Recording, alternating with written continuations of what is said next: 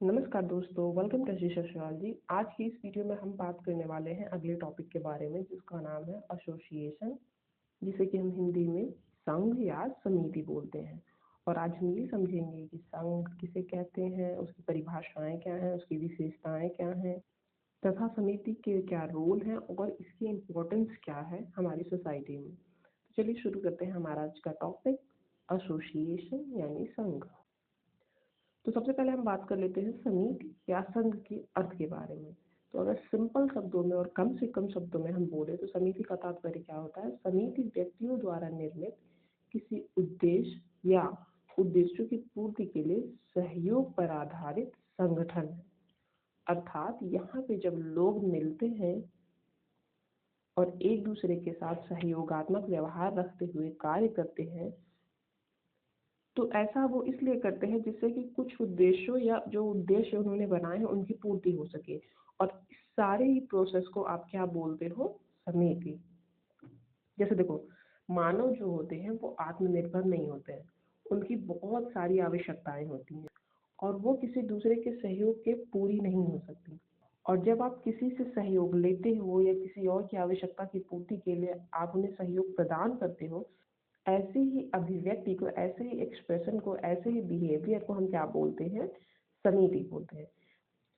दूसरे शब्दों में आप क्या बोल सकते हो, जब कुछ व्यक्ति एक या कुछ आवश्यकताओं को पूरा करने के लिए सहयोग आदान प्रदान करते हैं, मतलब एक पर्सन ये है, एक पर्सन ये है, ये इसे सहयोग दे रहा है, ये इसे सहयोग दे रहा है, सहयोग का दो तरफा आदान प्रदान जब हो रहा है तथा संगठित रूप में कार्य करते हैं और ये दोनों मिलजुल के काम करते हैं, तो इस सहयोगी संगठन को समिति कहते हैं।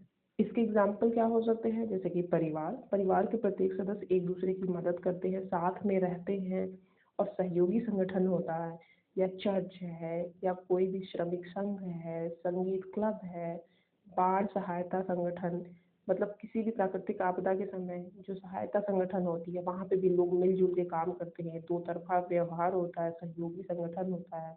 या राज्य या धार्मिक संघ, छात्र संघ, ये सब क्या है, समिति के उदाहरण हैं। अब एक बार हम समिति से जुड़ी कुछ परिभाषाएं देख लेते हैं जिससे इसका अर्थ और ज्यादा क्लियर हो जाएगा। तो सबसे पहले हम बात कर लेते हैं बोगार्ट्स के शब्दों में। बोगार्ट्स के अनुसार समिति प्रायः किसी उद्देश्य के लिए मिलकर कार्य करना होता है। अर्थात जहाँ पे लोग किसी भी उद्देश्य की पूर्ति के लिए मिलकर कार्य करते हैं उसे हम क्या बोलते हैं, समिति।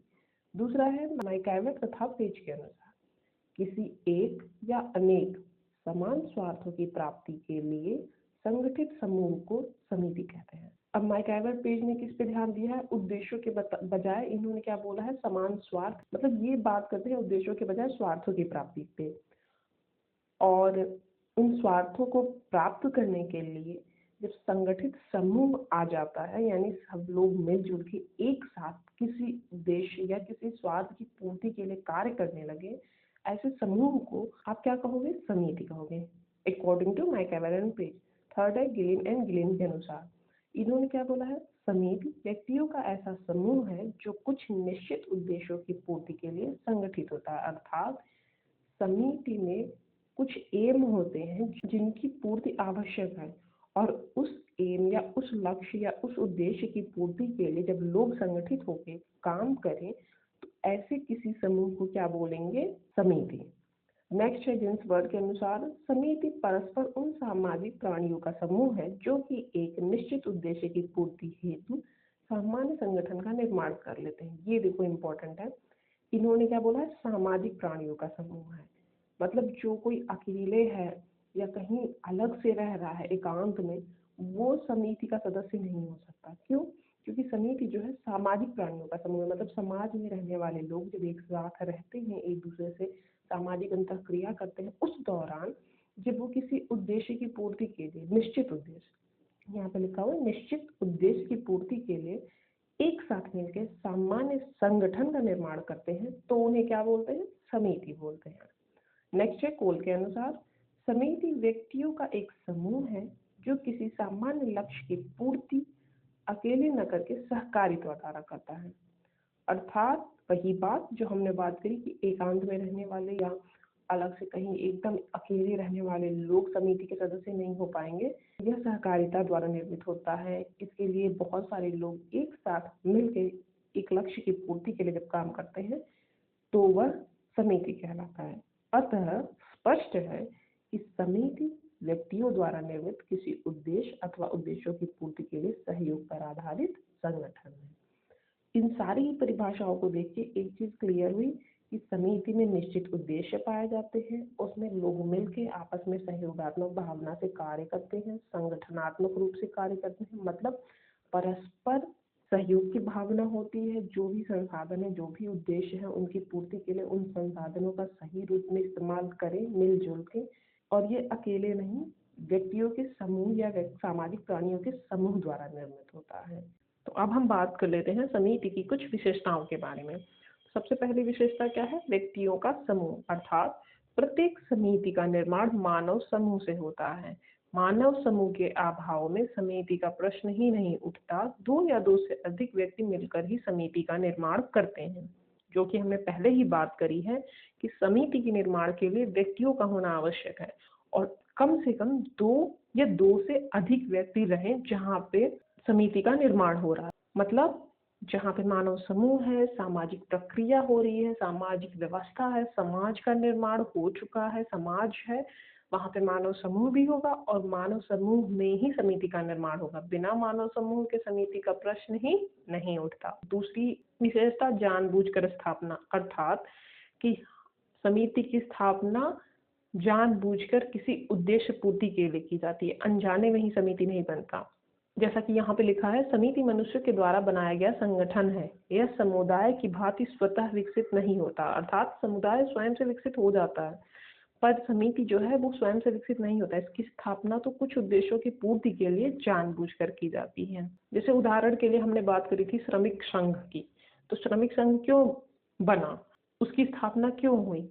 श्रमिक संघ की स्थापना का मुख्य कारण क्या है? श्रमिक के अधिकारों की बात करी जाए, श्रमिक के वेतन, श्रमिक के वर्क टाइम को डिसाइड किया जाए कि वो कितने समय से कितने समय तक काम करेंगे। ये नहीं कि अपनी मनमानी के हिसाब से आप अपने काम करवाते रहो, उन्हें उस हिसाब से मजदूरी ना दो, उनके अधिकारों का हनन हो जाए। श्रमिक संघ का उद्देश्य क्या होता है? श्रमिकों के अधिकारों, श्रमिकों की सुरक्षा, श्रमिकों के बातों को रखने के लिए, उनसे जुड़े उनके जो उद्देश्य हैं उनकी पूर्ति के लिए जानबूझकर बनाई जाती है। थर्ड है सहयोग की भावना, यानी कि देखो, जब कोई उद्देश्य की पूर्ति के लिए लोग मिलकर काम कर रहे हैं तो वहां पे सहयोग होगा ही। अगर सहयोग नहीं हुआ तो उद्देश्य की पूर्ति नहीं होगी, और उद्देश्य की पूर्ति नहीं होगी तो फिर तो समिति के गठन का फायदा क्या है? तो समिति में सहयोग पाया जाना अत्यंत आवश्यक है। सहयोग के अभाव में व्यक्ति के उन उद्देश्यों की पूर्ति नहीं हो सकती जिनके लिए समिति का गठन किया गया है।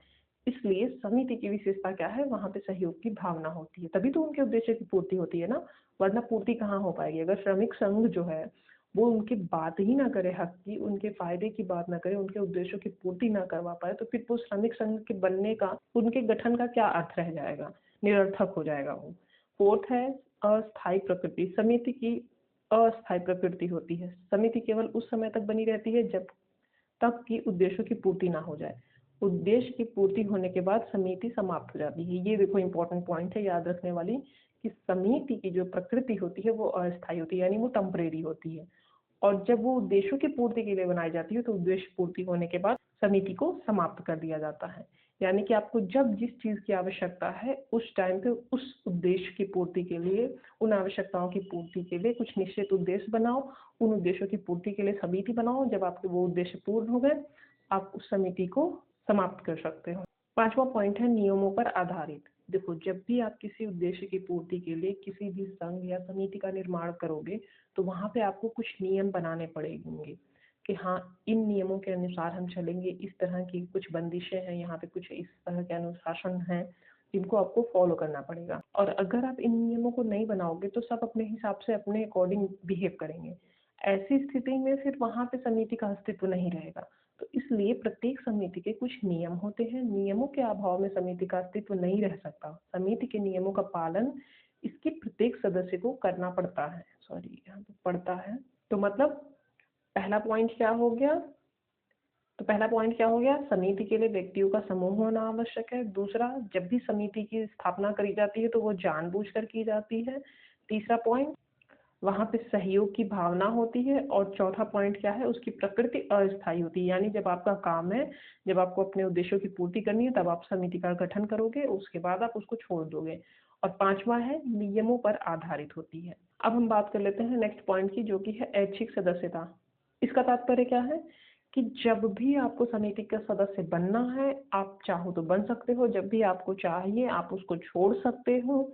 और ऐसा नहीं है कि उसकी सदस्यता कंपल्सरी है या अनिवार्य है। समिति की सदस्यता अनिवार्य नहीं होती, यह व्यक्ति की इच्छा पर निर्भर करती है। श्रमिक संघ से मान लो अगर कोई कई सदस्य जुड़े हुए हैं, उनमें किसी को लग रहा है कि अब ये मेरे लिए फालतू है या मेरे उद्देश्यों की पूर्ति इस संघ से नहीं हो रही, समिति से नहीं हो रही है, तो मैं इस समिति का सदस्य नहीं रहूंगा। तो ऐसी स्थिति में वो सदस्य बने अथवा ना बने, ये उसकी इच्छा पर निर्भर करता है। वो चाहे तो उसकी सदस्यता छोड़ भी सकता है। नेक्स्ट पॉइंट है मूर्त संगठन, यानी समिति मनुष्य के संगठन को कहते हैं। मनुष्य मूर्त होते हैं, इसलिए समिति भी मूर्त है। अर्थात समिति आप देख सकते हो, जैसे कि समाज जो होता है वो अमूर्त होता है, समाज में रहने वाले व्यक्ति मूर्त होते हैं। व्यक्ति को आप देख सकते हो, पर समाज देखने वाली चीज नहीं है, वो अमूर्त है। वो लोगों के बीच के संबंधों के द्वारा निर्मित होता है। फॉर एग्जाम्पल, आप एक ह्यूमन बीइंग है, एक लड़का है मान लो, ये आप देख सकते हो, पर ये सोच क्या रहा है वो आप नहीं देख सकते हो। वो उसका थिंकिंग जो है, वो उसका जो थॉट है, उसके जो आइडियाज हैं, वो अमूर्त हैं, एब्स्ट्रैक्ट चीजें हैं। उसी तरह सोसाइटी भी जो होती है वो अमूर्त मानी जाती है। मूर्त कौन होते हैं? मनुष्य होते हैं। और समिति मनुष्यों द्वारा निर्मित होती है उद्देश्य पूर्ति के लिए, तो इसका स्वरूप कैसा माना जाता है? मूर्त संगठन। लास्ट है सदस्यों के बीच औपचारिक संबंध। औपचारिक संबंध का तात्पर्य क्या है? Formal relation. फॉर एग्जाम्पल, आप किसी जॉब में हो, वहाँ पे आपके बॉस हैं, आपके कलीग्स हैं, किसी किसी के साथ आपके फॉर्मल रिलेशन होंगे, किसी किसी के साथ इनफॉर्मल रिलेशन होंगे। जिनके साथ औपचारिक संबंध होते हैं उनसे आप बस काम की बातें करते हो, सर ये फाइल है, ये डॉक्यूमेंट्स है, ये सबमिट करना है, जो भी चीज़ें हैं। पर जिनसे अनौपचारिक संबंध होते हैं उनसे आप बहुत सी ऐसी भी बातें करते हो जो काम से रिलेटेड नहीं है। तो उस तरह के संबंध को हम अनौपचारिक संबंध कहते हैं, जैसे हम परिवार के सदस्यों के साथ रखते हैं। ऐसा नहीं कि बस काम से काम रखना है, जितनी ज़रूरतें हैं उतनी बोलनी नहीं। हम बहुत सारी हंसी मजाक, अपने दिल की बातें, बहुत सारी चीज़ें करते हैं ना, वो आता है हमारा इनफॉर्मल रिलेशन के अंतर्गत। और फॉर्मल रिलेशन के अंतर्गत आता है समिति। यहाँ पे उद्देश्यों की पूर्ति के लिए नियम कानून से लोग चल रहे हैं, तो एक तरह से ये एक संगठन है जो नियम कानून के हिसाब से चल रहा है, उद्देश्यों की पूर्ति तक रहना है। और यहाँ पे सदस्य भी आते जाते रहते हैं। तो यहाँ पे जो संबंध होते हैं वो बहुत ज़्यादा अनौपचारिक नहीं होते हैं। यहाँ पे संबंध कैसे होते हैं? औपचारिक होते हैं। तो एक बार फिर से हम देख लेते हैं। पहला है व्यक्तियों का समूह, दूसरा है जानबूझकर स्थापना, तीसरा है सहयोग की भावना, चौथा है अस्थायी प्रकृति। अस्थायी प्रकृति होने के कारण इसमें नियम कानून वगैरह भी होंगे। नेक्स्ट है यहाँ पे सदस्यता भी ऐच्छिक होगी, आप अपने हिसाब से उसके सदस्य बनो ना बनो। और मनुष्यों के द्वारा निर्मित हो रही है तो इसे मूर्त संगठन बोलते हैं। ये चूंकि अस्थायी प्रकृति की है तो यहाँ पे संबंध कैसे होंगे? फॉर्मल यानी कि औपचारिक। तो अब हम देख लेते हैं समिति या संघ के महत्व को। तो अगर हम बात करें इम्पोर्टेंस ऑफ एसोसिएशन की, तो यहाँ पे कुछ महत्व बताए गए हैं कि समिति या संघ का समाज में हमारे जीवन में क्या महत्व होता है। तो सबसे पहला महत्व क्या होता है, इसकी भूमिका क्या होती है? सामाजिक संपर्क की आधारशिला प्रदान करता है हमें समिति, यानी फाउंडेशन ऑफ सोशल इंटरेक्शन। जैसे परिवार भी एक संघ है, तो परिवार में हमें सोशल इंटरेक्शन सीखने को मिलता है, यानी हमें समाज में कैसे रहना है, लोगों के साथ कैसा व्यवहार करना है, किस तरह अंतःक्रिया करनी है, कैसे संपर्क बनाना है। इसका एक बेसिक्स जो होता है, एक फाउंडेशन यानी आधारशिला की बुनियादी जो सीख होती है, वो हमें संघ या समिति के द्वारा मिलती है। अर्थात समिति किसी भी व्यक्ति को सामाजिक संपर्क की आधारशिला प्रदान करता है कि वो जब भी समाज में जाए और किसी से संपर्क उसे बनाना है तो किस प्रकार का उसे व्यवहार करना चाहिए। बेसिक बातों के बारे में कोई भी बच्चा सर्वप्रथम अपने परिवार में सीखता है, और परिवार एक समिति या संघ का उदाहरण है। नेक्स्ट है पहचान निर्माण यानी आइडेंटिटी फॉर्मेशन। एसोसिएशन जो होता है वो व्यक्ति की सामाजिक पहचान को आकार देने में मदद करती है। लोग जब भी किसी से मिलते हैं या अपने आप को किसी से इंट्रोड्यूस करवाते हैं तो वो अक्सर उन्हीं समूह के संदर्भ में अपने आप को परिभाषित करते हैं जिनसे वो जुड़े होते हैं, जैसे कि परिवार, जातीयता या धर्म, कि मतलब मेरा नाम ये है, मैं इस धर्म का हूँ, मैं इस जाति से हूँ, मैं इस जगह से बिलोंग करता हूँ, मैं इस वर्ग का हूँ। तो एसोसिएशन जो होता है वो इस बात को प्रभावित करता है कि व्यक्ति खुद को कैसे देखते हैं और समाज में उन्हें कैसे देखा जाता है। मान लो कोई व्यक्ति इस अमुक धर्म का है या इस अमुक जाति का है, उसकी स्थिति क्या है। हमारे समाज में क्लासिफिकेशन पाया जाता है, किसी को उच्च स्थान प्राप्त है, किसी को निम्न स्थान प्राप्त है। तो जो व्यक्ति जिस समुदाय, जिस समूह, जिस संघ से जुड़ा हुआ होगा, उस आधार पर लोग भी उसे देखेंगे उसी हिसाब से, और वो खुद को भी उसी हिसाब से, उसी आधार पे देखेगा। अर्थात समिति का किसी भी व्यक्ति के पहचान निर्माण में बहुत ज्यादा महत्व होता है। नेक्स्ट पॉइंट है सामाजिक संस्थाओं का निर्माण। समितियों के द्वारा सामाजिक संस्थाओं का भी निर्माण होता है, यानी फॉर्मेशन ऑफ सोशल इंस्टीट्यूशन। तो एसोसिएशन जो होता है वो सामाजिक संस्थाओं के निर्माण में सहायक होता है। सामाजिक संस्थाएं जैसे परिवार, धर्म, विद्यालय, धार्मिक समूह, सरकारें आदि। एसोसिएशन इन सारी संस्थाओं का निर्माण करता है, और इन संस्थाओं का काम क्या है, ये सोशल इंस्टीट्यूशन समाज की व्यवस्था को, समाज की व्यवस्था को बनाए रखती हैं, समाज के जीवन को संगठित करके रखती हैं, और व्यक्ति के व्यवहार और सोच को प्रभावित करते हैं, जिससे प्रत्येक व्यक्ति को ये ज्ञात रहे कि उसकी क्या भूमिकाएं हैं, उसकी क्या अपेक्षाएं हैं, और उसे किस प्रकार कार्य करना है। फॉर एग्जाम्पल, परिवार एक एसोसिएशन है, और परिवार का क्या कार्य है। फॉर एग्जाम्पल, फैमिली ये एक सोशल इंस्टीट्यूशन भी है और एसोसिएशन भी है, और इसका क्या काम है, किसी भी व्यक्ति को प्रारंभिक सामाजिकरण का ज्ञान प्रदान करना, जहाँ उन्हें ये पता चलता है कि हमारे मूल्य कैसे होने चाहिए, हमारे मानदंड कैसे होने चाहिए। इन सारी बातों को वो प्रारंभिक रूप से परिवार में ही सीखना शुरू करते हैं। तो अगर हम संघ की इम्पोर्टेंस की बात करें तो फॉर्मेशन ऑफ सोशल इंस्टीट्यूशन में इसका इम्पोर्टेंस होता है। नेक्स्ट इम्पोर्टेंस है एसोसिएशन का एनालाइजिंग सोशल चेंज, यानी सामाजिक परिवर्तन के विश्लेषण में। देखो, एसोसिएशंस जो होती हैं वो उनके द्वारा बहुत सारे आंदोलन भी होते हैं, सोशल मूवमेंट्स होते हैं। तो सोशल मूवमेंट्स या सोशल एक्शन जो भी होते हैं आसपास सोसाइटी में, उनके अध्ययन में मदद करता है, जिससे ये समझा जा सकता है कि समाज में किस प्रकार चेंजेस आ रहे हैं, किस आंदोलन से कितना प्रभाव पड़ रहा है, कौन उससे मजबूत हो रहा है, कौन उससे कमजोर हो रहा है। ऐसा देखा गया है मजबूत एसोसिएशन से जुड़े लोगों की ज़्यादा बातें मानी जाती हैं, उनका एक अच्छा स्टेटस होता है सोसाइटी में। बट ऐसे एसोसिएशन जो नीचे स्तर पे हैं उनका उस तरह का स्टेटस नहीं होता है, या उस तरह उनकी मांगे नहीं सुनी जाती है। तो ये जो असमानताएं होती हैं समाज में, उनके बारे में भी, उससे कितना परिवर्तन आ रहा है, आंदोलन कितने तीव्र हो सकते हैं, इन सारी बातों के विश्लेषण में महत्वपूर्ण भूमिका निभाता है कौन, समिति। नेक्स्ट पॉइंट क्या है, समिति का महत्व क्या है कि वो सामाजिक तंत्र का विकास करता है, यानी समिति के द्वारा लोग एक दूसरे से मिलते हैं, सोशल नेटवर्क बनता है, और उन सोशल नेटवर्क्स का डेवलपमेंट होता रहता है। फॉर एग्जाम्पल, एक व्यक्ति जॉब कर रहा है, अगर वो अपने जॉब के टाइम पे अपने आसपास के कलीग्स, बॉस, जो भी एम्प्लॉयज हैं वहाँ पे, उनके साथ उसका नेटवर्क अच्छा रहेगा, उनके साथ उसका बिहेवियर, उसका इंटरेक्शन सब अच्छा रहेगा, तो उसकी ग्रोथ भी होती रहेगी।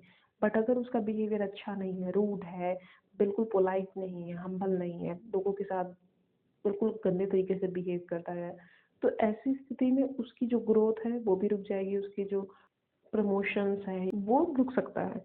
तो अगर हम बात करें social development of social network की, तो एक तो आपका सोशल नेटवर्क अच्छा होना चाहिए। क्यों? क्योंकि ये सोशल नेटवर्क आपको समाज में सूचना, संसाधन और प्रभाव के प्रवाह को समझने में मदद करते हैं, अर्थात समाज में क्या हो रहा है, कैसे इंफॉर्मेशन आ रही हैं, रिसोर्सेज कैसी हैं, उनका किस पे कितना प्रभाव पड़ता है, कैसे हम सोसाइटी को भी हेल्प करते हुए अपना प्रॉफिट बना सकते हैं। इस तरह की बातों को आप किनके जरिए समझ सकते हो, जितना अच्छा किसकी मदद से समझ सकते हो, अपने सोशल नेटवर्क से।